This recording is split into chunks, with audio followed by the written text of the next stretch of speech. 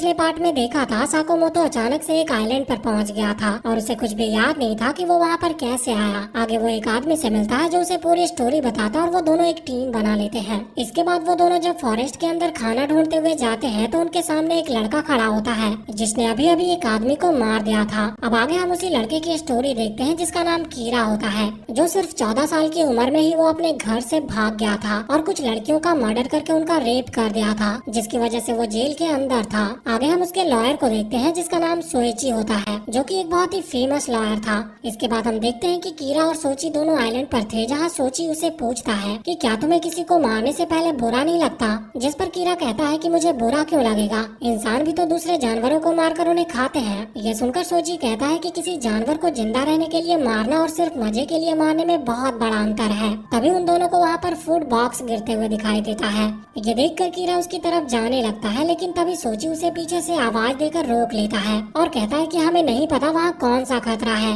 इसीलिए हम साथ में तुम्हारे पापा को भी लेकर चलते हैं। जिसे सुनकर कीरा बहुत निराश हो जाता है। फिर जब वो तीनों उस बॉक्स फूड के पास पहुँचते हैं तो वो बॉक्स एक पेड़ के ऊपर अटक गया था। तभी कीरा के डैड उससे जबरदस्ती मारकर उससे उसका बॉम्ब छीन लेते हैं और पेड़ को तोड़ने की कोशिश करते हैं, लेकिन जब वो उस बॉम्ब को यूज करने की कोशिश करते हैं तो वो काम नहीं करता। ये देखकर उसके डैड कीरा को एक और किक मारकर बॉम्ब को ऑन करने के लिए कहते हैं और कीरा जब उस बॉम्ब को यूज करता है तो वो पेड़ टूट जाता है और उन्हें खाना मिल जाता है। लेकिन कीरा के डैड सारा खाना अपने पास रख लेते हैं, जिस पर सोची उसे रोक कर कहता है कि ये खाना हम सबका है, इसलिए आपको इसे हम सब में बराबर बांट देना चाहिए। जिसके जवाब में वो कहता है कि ये खाना मैंने ढूंढा है और इसे मेरे बेटे ने नीचे लाया है, इसीलिए इसमें तुम्हारा कोई भी हक नहीं है। तभी कीरा ये देखकर अपने डैड से कहता है कि तुम एक घटिया आदमी हो, जिस पर उसके डैड उस पर अटैक कर देते हैं। और तभी कीरा को अपनी पुरानी यादें याद आती है, जब वो रूम में बैठकर बुटूम खेल रहा होता है और उसके डैड आकर उसे मारने लगते हैं। इसीलिए तभी वो अपने एक बॉम्ब निकालकर अपने डैड के शर्ट में चिपका देता है।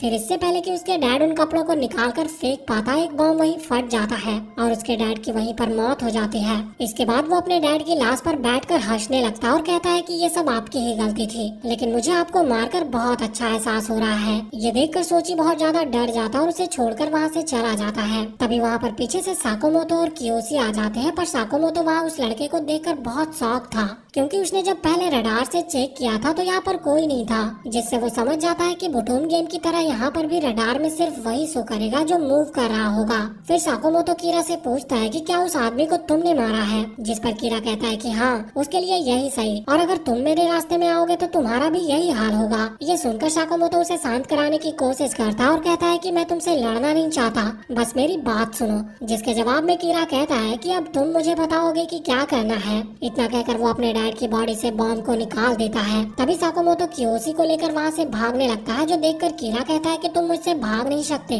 क्योंकि ये गेम बिल्कुल बुटूम की तरह है, जिसमें मैं एक्सपर्ट हूँ। तभी वो अपने रडार से एरिया को स्कैन करके उन दोनों की लोकेशन का पता कर लेता है। इस तरफ साकोमोतो उससे दूर जाने की कोशिश कर रहा था, क्योंकि वो दोबारा किसी की जान नहीं लेना चाहता था, पर तभी कियोशी वहाँ पर गिर जाता और उसके पेट में चोट आ जाती है, जिसकी वजह से वो और चल भी नहीं पा रहा था। वो साकोमोतो से उसे वहीं पर छोड़कर चले जाने को कहता है, लेकिन साकोमोतो उससे फाइट करने का डिसाइड करके वहाँ से चला जाता है। आगे जब साकोमोतो उसे ढूंढता है तो देखता है कि वो उसके काफी पास है, पर तभी कीरा भी अपने रडार से उसकी लोकेशन चेक कर रहा था, इसलिए वो अचानक से उसके ऊपर अटैक करने का सोचता है। लेकिन तभी वो देखता है कि कीरा भी सामने से उसके ऊपर अटैक कर रहा है, जिससे उन दोनों को पता चल जाता है कि सामने वाला भी एक बुटूम प्लेयर है। इस तरफ कियोशी कीरा के डैड की बॉडी से उसके चिप को निकालकर अपने पास रख लेता है। दूसरी तरफ साकोमोतो कीरा से दूर भाग रहा था और कीरा उसका पीछा कर रहा होता है, लेकिन तभी साकोमोतो एक बॉम्ब वहाँ पर रखकर चला जाता है और फिर जब कीरा वहाँ पर आता है तो वो उससे इंजर्ड हो गया था। लेकिन तभी कीरा को पता चल जाता है कि ये सिर्फ उसका ध्यान भटकाने के लिए था और साकोमोतो अभी सामने से उसके ऊपर अटैक करने के लिए आ रहा है। इसीलिए तभी कीरा उसके ऊपर अपना बॉम्ब फेंक देता है, जो उसके बैग पर जाकर चिपक जाती है और साकोमोतो उसे जल्दी से दूर फेंक कर बच जाता है। आगे साकोमोतो उससे बचकर एक स्टोन के पीछे छुपा हुआ था, लेकिन कीरा उसे अपने बातों में फंसाकर उसकी लोकेशन जान लेता और उस पर अटैक कर देता है, जिससे साकोमोतो का सर एक पत्थर पर जा लगता है और उसे ऐसा लगने लगता है कि ये असलियत नहीं बल्कि सिर्फ एक गेम है। जिसके बाद वो एक गेम जीतने का डिसाइड करता है। तभी कीरा वहाँ उसे देखकर उस पर एक बॉम्ब फेंक देता है, पर साकोमोतो अपने एक बैग से उस बॉम्ब को रोक लेता है और उसे ऊपर की तरफ फेंक देता है और वहाँ से भाग जाता है। ये देखकर कीरा रडार से उसकी लोकेशन जानने की कोशिश करता है, पर वो साकोमोतो को सेंस नहीं कर पा रहा था। तभी साकोमोतो पीछे से उसके ऊपर एक बॉम्ब फेंक देता है, जिससे कीरा काफी दूर जाकर गिरता है। आगे कीरा फिर से रडार का यूज करता है, लेकिन उसे साकोमोतो की लोकेशन सिचुएशन का कुछ पता नहीं चल रहा था। तभी साकुमोतो सोचता है कि जब दो प्लेयर साथ में रडार यूज करते हैं तो वो कैंसिल हो जाती है, इसीलिए मैं बिल्कुल सही टाइम पर रडार यूज करके उसे कैंसिल कर दे रहा हूँ। तभी साकुमोतो उसके पीछे आकर उस पर बॉम्ब फेंक देता है, जिससे कीरा वहीं पर हार जाता है। तभी साकुमोतो के दिमाग में दोबारा से एक झटका महसूस होता है और वो अपने होश में आ जाता है और रियलाइज करता है कि ये कोई गेम नहीं है, उसने लगभग एक इंसान को मार दिया था। आगे वो कीरा को एक पेड़ पर बांधकर उसके सारे सामान को ले जाता है। तभी पीछे से कीरा उसका नाम पूछता है और जब साकुमोतो अपना नाम बताता है तो कीरा समझ जाता है कि ये वही साकुमोतो है जिसके रैंक पूरे वर्ल्ड में टॉप 10 के अंदर आती है। अब आगे साकुमोतो और कियोशी खाना खा रहे थे, जहाँ पर कियोशी कहता है कि मैं तुम्हें थैंक यू कहना चाहता हूँ, तुम जब वापस सही सलामत आ गए थे तो मुझे देखकर बहुत खुशी हुई थी। जिस पर साकुमोतो कहता है कि तुमने मुझे पहले ही बहुत बार थैंक यू बोल दिया है, जिसके जवाब में कियोशी कहता है कि तुमने मेरे लिए अपनी जान खतरे में डाली थी, मैं तुम्हारा एहसान कभी नहीं भूलूंगा। इतना कहकर कियोशी की आंखों से आंसू आ जाते हैं और वो रोने लगता है। अगले सीन में हम देखते हैं कि जब साकुमोतो के डैड अपने घर में वापस जाते हैं तो वहाँ पर वो देखते हैं कि साकुमोतो की मॉम ने सुसाइड करने की कोशिश की होती है। फिर वो कहती है कि मैंने ऐसी चीज कर दी है जो कोई भी पेरेंट नहीं करेगा। और तभी हम वहाँ एक पेपर में साकुमोतो का नाम लिखा हुआ देखते हैं, जो कि वही पेपर था जिसमें नाम लिखने के बाद लोग गायब हो जाते हैं। इस तरफ साकुमोतो और कियोशी एक तालाब के पास बैठे हुए थे, पर तभी वहाँ पर पानी में तैरते हुए उस लड़के की बॉडी वहाँ पर आती है जिसे हिनुको ने मारा था। उस लड़के को देखकर साकुमोतो सोचता है कि शायद ये पानी जहाँ से आ रहा है वहाँ पर कोई दुश्मन है, इसीलिए मैं देख कर आता हूँ। और फिर वो फॉरेस्ट के अंदर चला जाता है। इस तरफ कियोशी उस लड़के के हाथ से उसका चिप ले लेता है। साकुमोतो जब थोड़ा आगे जाता है तो उसे एक लाश दिखती है। आगे जब वो अपने रडार यूज करता है तो उसे थोड़ी दूर पर किसी के होने का एहसास होता है और थोड़ा आगे जाने पर वो देखता है कि ये वही लड़की थी जिसे वो तालाब के पास मिला था। तभी हिनुको उसकी तरफ एक गैस बॉम्ब फेंक देती है और साकुमोतो उस गैस से भागकर फॉरेस्ट से बाहर आ जाता है। तभी पीछे से हिनुको उसके सामने आकर उस पर अटैक करने जा रही थी, पर साकुमोतो अपने हाथ ऊपर करते हुए कहता है कि मैं तुमसे लड़ना नहीं चाहता हूँ या किसी को मारना भी नहीं चाहता, मैं बस इस आइलैंड से बाहर निकलने का रास्ता ढूंढ रहा हूँ, इसीलिए प्लीज अपने बॉम्ब्स को दूर रखकर मेरी बात सुनो। अभी हमारे असली दुश्मन ये गेम बनाने वाले हैं, इसीलिए एक दूसरे को मारना बेवकूफी होगी। ये सुनकर हिनुको अपने बॉम्ब बंद कर देती है। आगे जब साकुमोतो उसके पास जाने की कोशिश करता है तो हिनुको उसके ऊपर अटैक कर देती है, जिससे साकुमोतो बाल बाल बचता है। इसके बाद वो भागकर उसके हाथ से बॉम्ब को छुड़ाने की कोशिश करता है, पर हिनुको उसके ऊपर अपना स्टन गन से अटैक करने लगती है। आगे जब साकुमोतो उससे बात करने की कोशिश करता है तो हिनुको अचानक से उसके ऊपर अटैक कर देती है, लेकिन साकुमोतो अपने पेट से उसके हाथ पर अटैक कर देता है, जिससे हिनुको अपने खुद के अटैक से इंजर्ड हो जाती है और बेहोश होकर वहीं पर नीचे गिर जाती है। इसके बाद साकुमोतो उसे होश में लाने की कोशिश करता है, लेकिन उसका कोई असर नहीं होता, इसीलिए वो उसके हथियार और खाने को अपने पास रख लेता है। आगे जब हिनुको की आंखें खुलती है तो वो देखती है कि साकुमोतो उसे लेकर जा रहा था। हिनुको उससे दूर जाने की कोशिश भी करती है, लेकिन स्टन गन के असर से वो अपनी बॉडी मूव नहीं कर पा रही थी। साकुमोतो उससे कहता है कि मैं तुम्हें चोट नहीं पहुंचाऊंगा, इसीलिए डरने की कोई जरूरत नहीं है, मैं तुम्हें एक सेफ जगह पर ले जा रहा हूँ। पर तभी हिनुको अपने पॉकेट में हाथ डालकर एक बॉम्ब निकाल लेती है और कहती है कि मैं तुम्हें मेरी इज्जत के साथ खेलने नहीं दूंगी और इससे पहले ही अपनी जान ले लूंगी। पर तभी साकुमोतो उस बॉम्ब को ऑफ कर देता है, जिसके बाद हिनुको वहाँ पर रोने लगती है। इसके बाद कियोशी और साकुमोतो उसे कुछ खाने को देते हैं। तभी कियोशी कहता है कि हम इस आइलैंड से बिना किसी को मारे बाहर निकलने वाले हैं, इसीलिए अगर तुम भी हमारे साथ शामिल हो जाओ तो हम साथ में एस्केप करेंगे। जिस पर हिनुको कहती है कि अगर हम बाहर चले भी गए तब भी कोई फायदा नहीं होगा, क्योंकि हमें यहाँ भेजने वाला कोई और नहीं बल्कि हमारे अपने हैं। ये सुनकर साकुमोतो और कियोशी बहुत ज्यादा शॉक्ड हो जाते हैं। फिर कियोशी कहता है कि मेरा मेरी फैमिली के साथ बहुत अच्छा रिश्ता है, इसीलिए ऐसा नहीं हो सकता। जिसके जवाब में हिनुको कहती है कि इसका मतलब ये किसी और जान पहचान वाले ने किया होगा। क्या हाल ही में तुमने कुछ ऐसा किया था जिससे कोई तुमसे नफरत करे? ये सुनकर कियोशी कहता है कि हाँ, 1 महीने पहले मेरी एक कस्टमर के साथ बहुत बड़ी लड़ाई हो गई थी। फिर साकुमोतो उससे पूछता है कि तुम्हें इसके बारे में कैसे पता चला? तो हिनुको कहती है कि मुझे मेरे दोस्त ने खुद बताया है, जिन्होंने मेरा नाम लिखा था। अब ये सुनकर साकुमोतो समझ जाता है कि उसका नाम लिखने वाले उसकी मॉम थी। तभी वहाँ पर झाड़ियों से अचानक बहुत बड़े लिजार्ड्स उनके ऊपर अटैक कर देते हैं और उनके सामान के ऊपर आ जाते हैं। ये देखकर साकुमोतो कियोशी को हिनुको को पकड़ने के लिए बोलकर पत्थर से उन लिजार्ड्स को अटैक करके भगा देता है और अपना सामान वापस ले लेता है। फिर जब वो कीरा से लिए हुए बॉम्ब को उस लिजार्ड पर फेंकता है तो उस पर उसका कोई असर नहीं होता, जो देखकर वो समझ जाता है कि जब तक एक बॉम्ब का ऑनर जिंदा है उसे कोई और यूज नहीं कर सकता और फिर वो अपने बॉम्ब्स ढूंढने लगता है। इस तरफ एक लिजार्ड कियोशी के पैर को काट लेता और तभी साकुमोतो अपने बॉम्ब फेंककर उस लिजार्ड को मार देता है। इसके बाद जब वो आगे जा रहा था तो कियोशी साकुमोतो से कहता है कि आजकल तुम्हारे जैसा अच्छा लड़का कहीं नहीं मिलता, तुम इस सिचुएशन में मुझे और उस लड़की को यहीं छोड़कर भाग सकते हो। जिसके जवाब में साकुमोतो कहता है कि ऐसी बातें करना बंद करो, मैं ऐसा कुछ नहीं करने वाला। फिर क्योसी कहता है कि जब तुम मुझे छोड़कर फाइट करने गए थे तो मुझे डर था कि शायद तुम वापस नहीं लौटोगे। क्योसी कहता है कि जो भी इस लड़की ने बताया कि हमें भेजने वाले हमारे अपने हैं, तो मुझे लगता है कि ये सही कह रही है, क्योंकि मैं अपनी फैमिली के सामने तो बहुत अच्छा था मगर काम में वो बहुत बेईमानी करता था। वो अपने एम्प्लॉयज की कमजोरी का फायदा उठाकर सिर्फ अपने प्रॉफिट के बारे में सोचता था, इसीलिए ये उसकी सजा है। तभी वहाँ पर अचानक से लिजार्ड उनके पास आ जाता और क्योसी ये देखकर वहाँ से भागने लगता है। ये देखकर साकोमोतो हिनुको को लेकर फॉरेस्ट के अंदर चला जाता है और क्योसी को ढूंढने लगता है। और जब वो अपने रडार का यूज करता है तब भी उसे क्योसी का कोई पता नहीं चलता। और ये देखकर साकोमोतो सोचता है कि रडार में नहीं दिख रहा, मतलब उसने मूव करना बंद कर दिया होगा। लेकिन ऐसी सिचुएशन में कोई एक जगह पर क्यों रुकेगा? और फिर उसे लगता है कि क्योसी ने उसका सारा सामान लेकर उन्हें धोखा दिया है और वहाँ से भाग गया है, जिसके बाद वो बहुत ज्यादा डर जाता है। तभी उसके सामने एक लिजार्ड आकर उसके ऊपर अटैक करने ही वाला होता है कि ऊपर से एक बॉम्ब उड़ता हुआ आकर उस लिजार्ड के ऊपर ब्लास्ट हो जाता है। और तभी पीछे से क्योसी आकर कहता है कि मैं तुम्हें बहुत देर से ढूंढ रहा था। अब उसे देखकर साकोमोतो सोचता है कि इसका मतलब क्योसी मुझे छोड़कर भागा नहीं था, बल्कि हम दोनों एक दूसरे को रडार की मदद से ढूंढ रहे थे, इसीलिए रडार कैंसिल हो जा रहा था। जिसके बाद साकोमोतो उसके ऊपर शक करने के लिए माफी मांगता है, जिस पर क्योसी कहता है कि जब तुम डरे हुए होते हो तब ऐसा सोचना आम बात है, इसीलिए ज्यादा मत सोचो। अब यहाँ से थोड़ी दूर जाने के बाद उन्हें एक बिल्डिंग दिखाई देती है, लेकिन उसके ऊपर जाने के लिए उन्हें लैडर से चढ़ना होगा। अब क्योंकि हिनुको बेहोश थी, इसीलिए वो दोनों मिलकर उसे ऊपर ले जाने की कोशिश तो करते हैं, पर इससे पहले ही वो नीचे गिर जाते हैं और तभी वो लिजार्ड उनके बहुत पास आ जाता है। ये देखकर क्योसी उन लिजार्ड को रोकने के लिए आगे बढ़ता और साकोमोतो से हिनुको को लेकर ऊपर जाने के लिए बोलता है। साकोमोतो हिनुको को होश में लाने की पूरी कोशिश कर रहा था, लेकिन उसका कोई असर नहीं होता, इसीलिए वो सोचता है कि अभी अगर हम उसे यहाँ छोड़ देंगे तो बच जाएंगे, पर मैं इतना क्रूएल काम कभी नहीं कर सकता हूँ। और तभी साकोमोतो अकेले ही ऊपर चढ़ जाता है, जो देखकर क्योसी सोचता है कि उसने हिनुको को छोड़ दिया है ताकि वो अकेले जिंदा रह पाए। और ये देखकर उसका साकोमोतो के ऊपर से भरोसा उठ जाता है। लेकिन तभी साकोमोतो वहाँ एक गैस बॉम्ब फेंकता है, जिससे वहाँ के सभी लिजार्ड्स मर जाते हैं। ये देखकर क्योसी उससे पूछता है कि तुमने उस लड़की का बॉम्ब कैसे यूज किया, जिस पर साकोमोतो कहता है कि मैंने उसके हाथ से बॉम्ब का स्विच ऑन कर दिया था।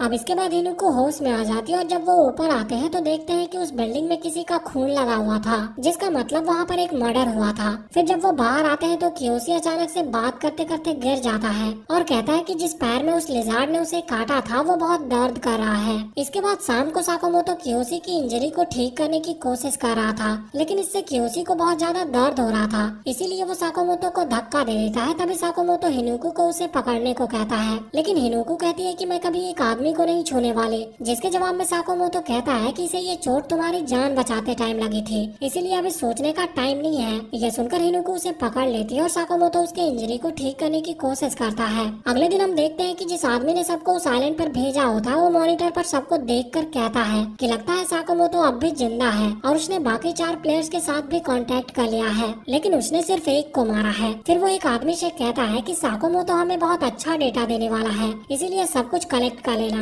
आगे जब हिनुको अपने फोन की स्क्रीन देख रही थी तो साकोमोतो उसे पीछे से आकर कहता है कि तुम्हें यहाँ पर नेटवर्क नहीं मिलेगा, वैसे हम साथ में काम कर रहे हैं पर मुझे तुम्हारा नाम नहीं पता। जिस पर हिनुको उसे एक किक मारकर नीचे गिरा देती है और कहती है कि मैं तुम्हारे साथ काम नहीं कर रही हूँ और मुझे किसी भी आदमी पर भरोसा नहीं है, इसीलिए मैं तुम्हें अपना नाम नहीं बताऊंगी। आगे साकोमोतो उससे पूछता है कि भले ही तुम अपना नाम ना बताओ, लेकिन मुझे इस सवाल का जवाब दो कि तुम्हारे पास जो इतने सारे बॉम्ब्स और फ्रूट्स हैं वो तुमने कैसे हासिल किए और तुम सभी बॉम्ब्स को यूज भी कर पा रही हो, जिसका मतलब इनके ऑनर तुम्हारे हाथों ही मारे गए होंगे। अब इसके जवाब में हिनुको कहती है कि मुझे तुम्हारे सवालों का जवाब देने में कोई इंटरेस्ट नहीं है और वैसे भी मैंने किसी को मारा नहीं है, मैंने सिर्फ अपने आप को बचाया है। साकोमोतो उससे कहता है कि अभी मुझे तुम पर काफी ज्यादा शक हो रहा है। तभी वहाँ पर अचानक से उन्हें किसी के रडार यूज करने का एहसास होता है। आगे साकोमोतो सबसे पूछता है कि क्या उसे किसी के लोकेशन का पता चल रहा है, जिस पर हिनुको कहती है कि हाँ, उसे मेरे लोकेशन का पता चल गया है, इसीलिए मैं यहाँ से दूर चली जाती हूँ। पर तभी साकोमोतो उसे रुकने के लिए बोलता है कि मैं तो जैसा कि हमने पिछले पार्ट में देखा था, साकोमोतो अचानक से एक आइलैंड पर पहुंच गया था और उसे कुछ भी याद नहीं था कि वो वहाँ पर कैसे आया। आगे वो एक आदमी से मिलता है जो उसे पूरी स्टोरी बताता है और वो दोनों एक टीम बना लेते हैं। इसके बाद वो दोनों जब फॉरेस्ट के अंदर खाना ढूंढते हुए जाते हैं तो उनके सामने एक लड़का खड़ा होता है जिसने अभी अभी एक आदमी को मार दिया था। अब आगे हम उसी लड़के की स्टोरी देखते हैं जिसका नाम कीरा होता है, जो सिर्फ 14 साल की उम्र में ही वो अपने घर से भाग गया था और कुछ लड़कियों का मर्डर करके उनका रेप रेप कर दिया था,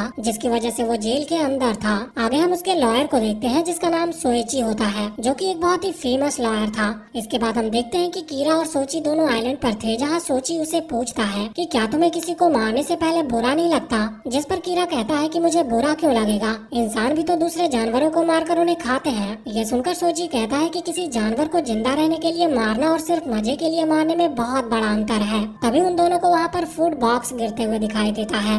ये देखकर कीरा उसकी तरफ जाने लगता है, लेकिन तभी सोची उसे पीछे से आवाज देकर रोक लेता है और कहता है कि हमें नहीं पता वहाँ कौन सा खतरा है, इसीलिए हम साथ में तुम्हारे पापा को भी लेकर चलते हैं। जिसे सुनकर कीरा बहुत निराश हो जाता है। फिर जब वो तीनों उस बॉक्स फूड के पास पहुँचते हैं तो वो बॉक्स एक पेड़ के ऊपर अटक गया था। तभी कीरा के डैड उससे जबरदस्ती मारकर उससे उसका बॉम्ब छीन लेते हैं और पेड़ को तोड़ने की कोशिश करते हैं, लेकिन जब वो उस बॉम्ब को यूज करने की कोशिश करते हैं तो वो काम नहीं करता। ये देखकर उसके डैड कीरा को एक और किक मारकर बॉम्ब को ऑन करने के लिए कहते हैं और कीरा जब उस बॉम्ब को यूज करता है तो वो पेड़ टूट जाता है और उन्हें खाना मिल जाता है। लेकिन कीरा के डैड सारा खाना अपने पास रख लेते हैं, जिस पर सोची उसे रोक कर कहता है कि ये खाना हम सबका है, इसलिए आपको इसे हम सब में बराबर बांट देना चाहिए। जिसके जवाब में वो कहता है कि ये खाना मैंने ढूंढा है और इसे मेरे बेटे ने नीचे लाया है, इसीलिए इसमें तुम्हारा कोई भी हक नहीं है। तभी कीरा ये देखकर अपने डैड से कहता है कि तुम एक घटिया आदमी हो, जिस पर उसके डैड उस पर अटैक कर देते हैं। और तभी कीरा को अपनी पुरानी यादें याद आती है, जब वो रूम में बैठकर बुटूम खेल रहा होता है और उसके डैड आकर उसे मारने लगते हैं। इसीलिए तभी वो अपने एक बॉम्ब निकालकर अपने डैड के शर्ट में चिपका देता है।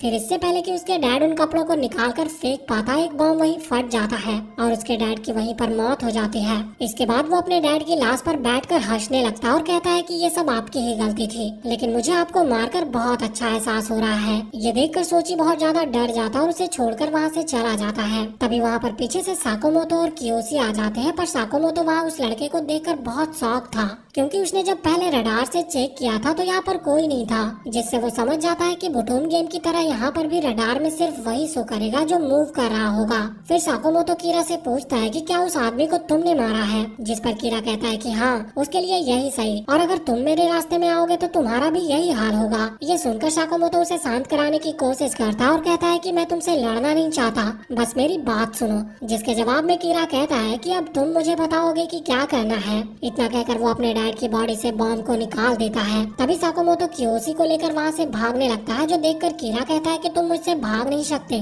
क्योंकि ये गेम बिल्कुल बुटूम की तरह है, जिसमें मैं एक्सपर्ट हूँ। तभी वो अपने रडार से एरिया को स्कैन करके उन दोनों के लोकेशन का पता कर लेता है। इस तरफ साकोमोतो उससे दूर जाने की कोशिश कर रहा था, क्योंकि वो दोबारा किसी की जान नहीं लेना चाहता था, पर तभी कियोशी वहाँ पर गिर जाता और उसके पेट में चोट आ जाती है, जिसकी वजह से वो और चल भी नहीं पा रहा था। वो साकोमोतो से उसे वहीं पर छोड़कर चले जाने को कहता है, लेकिन साकोमोतो उससे फाइट करने का डिसाइड करके वहाँ से चला जाता है। आगे जब साकोमोतो उसे ढूंढता है तो देखता है कि वो उसके काफी पास है, पर तभी कीरा भी अपने रडार से उसकी लोकेशन चेक कर रहा था, इसलिए वो अचानक से उसके ऊपर अटैक करने का सोचता है। लेकिन तभी वो देखता है कि कीरा भी सामने से उसके ऊपर अटैक कर रहा है, जिससे उन दोनों को पता चल जाता है कि सामने वाला भी एक बुटूम प्लेयर है। इस तरफ कियोशी कीरा के डैड की बॉडी से उसके चिप को निकालकर अपने पास रख लेता है। दूसरी तरफ साकोमोतो कीरा से दूर भाग रहा था और कीरा उसका पीछा कर रहा होता है, लेकिन तभी साकोमोतो एक बॉम्ब वहाँ पर रखकर चला जाता है और फिर जब कीरा वहाँ पर आता है तो वो उससे इंजर्ड हो गया था। लेकिन तभी कीरा को पता चल जाता है कि ये सिर्फ उसका ध्यान भटकाने के लिए था और साकोमोतो अभी सामने से उसके ऊपर अटैक करने के लिए आ रहा है। इसीलिए तभी कीरा उसके ऊपर अपना बॉम्ब फेंक देता है, जो उसके बैग पर जाकर चिपक जाती है और साकोमोतो उसे जल्दी से दूर फेंक कर बच जाता है।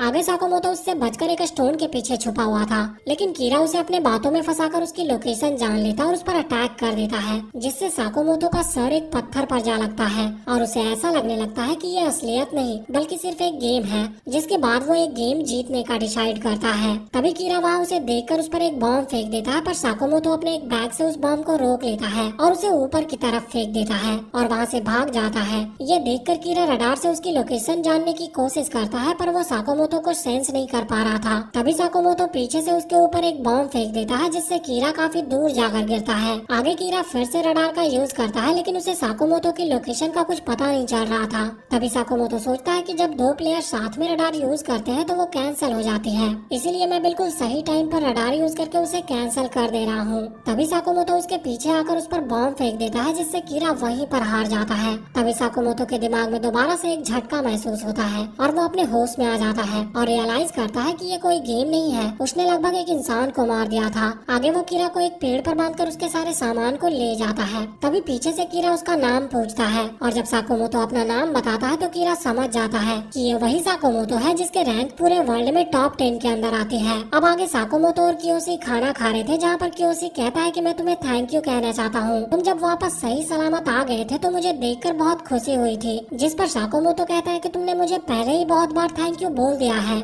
जिसके जवाब में कियोशी कहता है कि तुमने मेरे लिए अपनी जान खतरे में डाली थी, मैं तुम्हारा एहसान कभी नहीं भूलूंगा। इतना कहकर कियोशी की आंखों से आंसू आ जाते हैं और वो रोने लगता है। अगले सीन में हम देखते हैं कि जब साकोमोतो के डैड अपने घर में वापस जाते हैं तो वहाँ पर वो देखते हैं कि साकोमोतो की मॉम ने सुसाइड करने की कोशिश की होती है। फिर वो कहती है कि मैंने ऐसी चीज कर दी है जो कोई भी पेरेंट नहीं करेगा। और तभी हम वहाँ एक पेपर में साकोमोतो का नाम लिखा हुआ देखते हैं, जो कि वही पेपर था जिसमें नाम लिखने के बाद लोग गायब हो जाते हैं। इस तरफ साकोमोतो और कियोशी एक तालाब के पास बैठे हुए थे, पर तभी वहाँ पर पानी में तैरते हुए उस लड़के की बॉडी वहाँ पर आती है जिसे हिनुको ने मारा था। उस लड़के को देखकर साकोमोतो सोचता है कि शायद ये पानी जहाँ से आ रहा है वहाँ पर कोई दुश्मन है, इसीलिए मैं देख कर आता हूँ। और फिर वो फॉरेस्ट के अंदर चला जाता है। इस तरफ कियोशी उस लड़के के हाथ से उसका चिप ले लेता है। साकोमोतो जब थोड़ा आगे जाता है तो उसे एक लाश दिखती है। आगे जब वो अपने रडार यूज करता है तो उसे थोड़ी दूर पर किसी के होने का एहसास होता है और थोड़ा आगे जाने पर वो देखता है कि ये वही लड़की थी जिसे वो तालाब के पास मिला था। तभी हिनुको उसकी तरफ एक गैस बॉम्ब फेंक देती है और साकोमोतो उस गैस से भागकर फॉरेस्ट से बाहर आ जाता है। तभी पीछे से हिनुको उसके सामने आकर उस पर अटैक करने जा रही थी, पर साकोमोतो अपने हाथ ऊपर करते हुए कहता है कि मैं तुमसे लड़ना नहीं चाहता हूँ या किसी को मारना भी नहीं चाहता।